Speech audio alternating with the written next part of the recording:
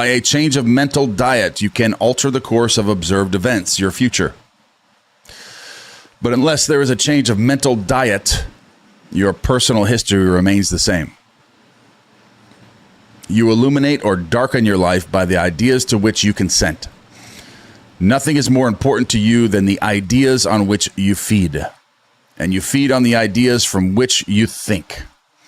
If you find the world unchanged, it is a sure sign that you are wanting infidelity to the new mental diet which you neglect in order to condemn your environment. You are in need of a new and sustained attitude and developed attention. All right.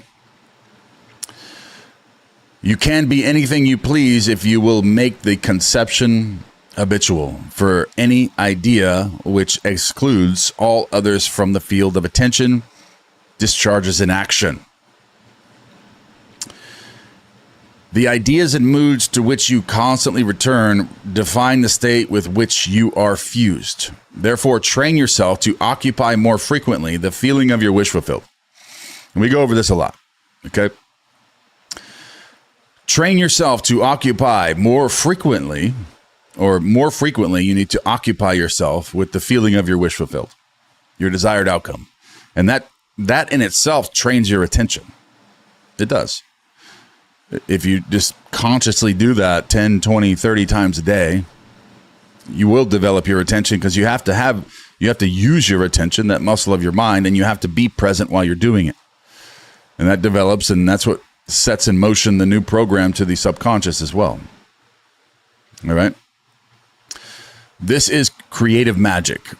It is the way to work towards fusion with the desired state.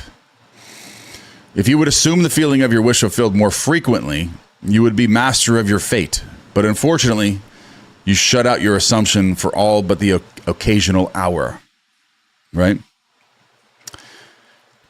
Practice making real to yourself the feeling of your wish fulfilled more than just once. After you have assumed the feeling of your wish fulfilled, do not close the experience as you would a book, but carry it around like a fragrant odor, like your favorite perfume or cologne. Instead of being completely forgotten, let it remain in the atmosphere, communicating its influence automatically to your actions and reactions.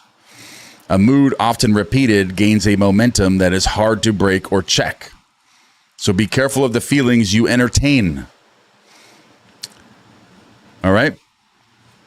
Be careful of the feelings that you entertain. Habitual moods reveal the state with which you are fused. So if you don't feel good, you're not in a good mood, that means that you are in the state of attracting a world in which you're going to get more of the same thing. So we have to catch ourselves, feel yourself from a new event in that moment as much as possible. And you must carry it around with you like a fragrant odor, your favorite perfume or cologne, attaching it to it. Okay, it is always possible to pass from thinking of the end you desire to realize to thinking from the end. It's always possible to do it. All right? It is always possible to pass from thinking of the end that you desire to realize to thinking from the end. From it. But the crucial matter is thinking from the end, for thinking from means unification or fusion with the idea, that state of consciousness. Remember, activating that new world, that new simulation, that new reality within the simulation. Okay? That's the crucial matter. Thinking from the end, activating that new state. Whereas in thinking of the end, there is always subject and object. The thinking individual and the thing thought.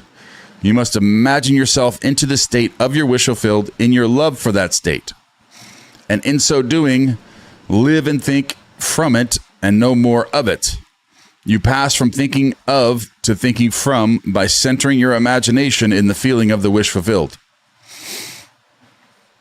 All right. Beautiful. That was a good chapter. That's a really good chapter. I love that chapter. lot of good analogies, examples, and really a lot of things that we have to work on all the time. And I love that chapter. It's so good.